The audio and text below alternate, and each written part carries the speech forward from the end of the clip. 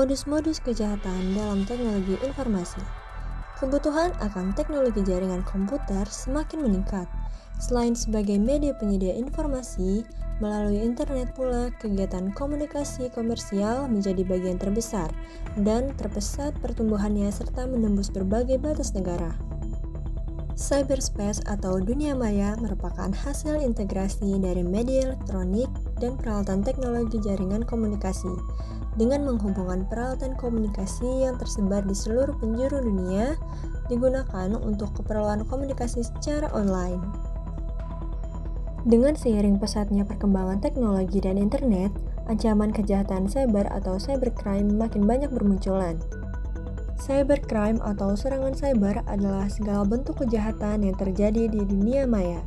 Dan cybercrime sendiri memiliki karakteristik unik dari kejahatan di dunia maya, antara lain menyangkut 5 hal berikut ini.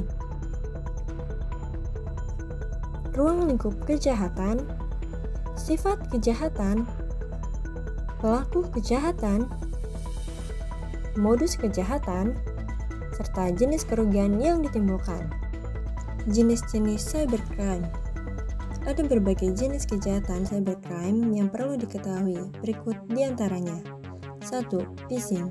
Phishing adalah contoh cybercrime yang bertujuan untuk mencuri informasi dan data pribadi dari email, telepon, pesan teks, atau link palsu yang mengaku sebagai instansi atau pihak-pihak tertentu. Kedua, carding. Carding adalah kejahatan melakukan pencurian data informasi kartu kredit milik orang lain.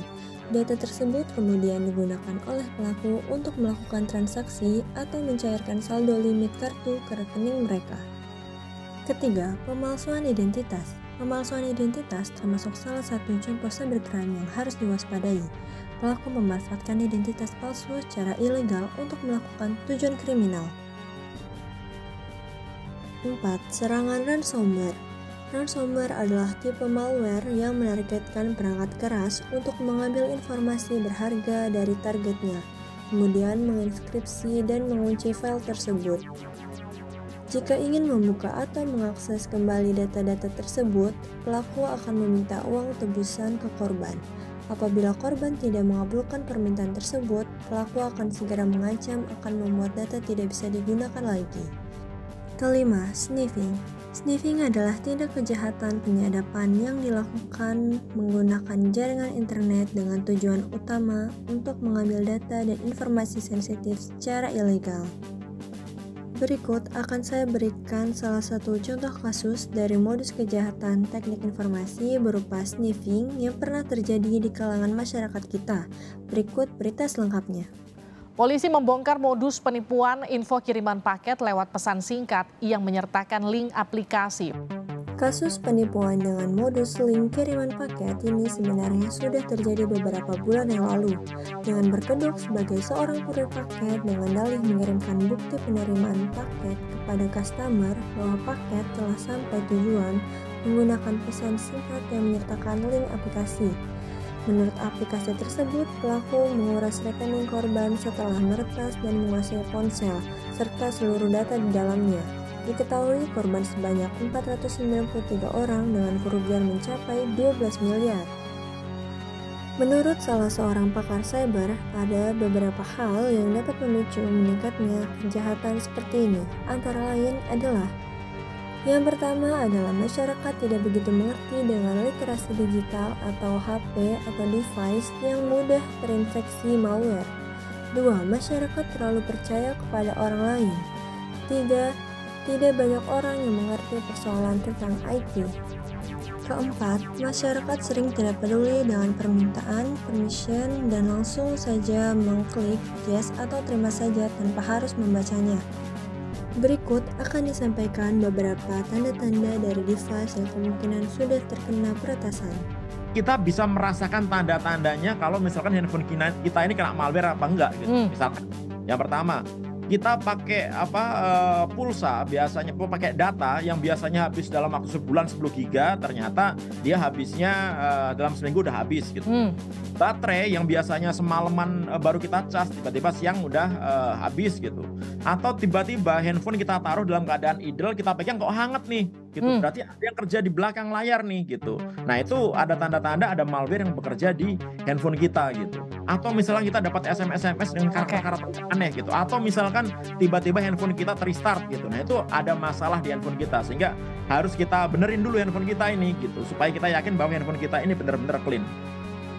Dari beberapa penjelasan dan contoh kasus yang sudah dipaparkan, maka penting sekali kita ketahui bagaimana cara penanggulangan dari modus-modus kejahatan di dunia maya atau cybercrime ini. Lalu, bagaimana cara mengatasi cybercrime? Fenomena cybercrime memang harus diwaspadai, karena kejahatan ini agak berbeda dengan kejahatan lain pada umumnya. Ada banyak cara dan metode cybercrime yang digunakan oleh pelaku. Maka dari itu, cara mengatasi cybercrime pun berbeda-beda. Berikut ini adalah beberapa cara mengatasi cybercrime yang perlu Anda ketahui untuk menghindari berbagai kerugian yang mungkin terjadi. Hal pertama yaitu melaporkan email dan situs web phishing.